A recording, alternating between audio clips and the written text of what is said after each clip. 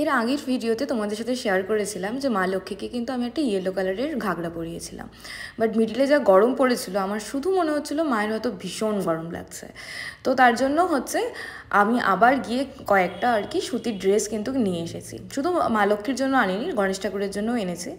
তো তারপরে হচ্ছে আমি হচ্ছে মায়ের ড্রেসটাই দেখো খুব সুন্দর করে পরিয়ে দিয়েছি। আমি সাধারণত বৃহস্পতিবার করেই ঠাকুরের ড্রেস চেঞ্জ করি, কিন্তু এবার হচ্ছে বুধবারই ড্রেস চেঞ্জ করে দিয়েছিলাম। ওই যে বললাম মনে হচ্ছিলো শুধু গরম লাগছে হয়তো মায়ের, তার জন্য।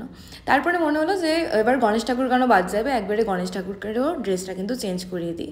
তো এই যে গণেশ ঠাকুরেরও কিন্তু হলুদ কালারেরই এই ধুতিটা পরানো ছিল, আর এরকমই কিন্তু হলুদ কালারেরই হচ্ছে মা লক্ষ্মীরও কিন্তু ড্রেস ছিল। পরে যদি গণেশ ঠাকুরের ড্রেস চেঞ্জ না করি, শুধু তারপরে গণেশ ঠাকুর ভাববে শুধু দিদিরই ড্রেস চেঞ্জ হলো আর আমাকে ড্রেস চেঞ্জ করালো না, ওই ভেবে আর কি আমি গণেশ ঠাকুরেরও ড্রেসটা চেঞ্জ করিয়ে দিয়েছি।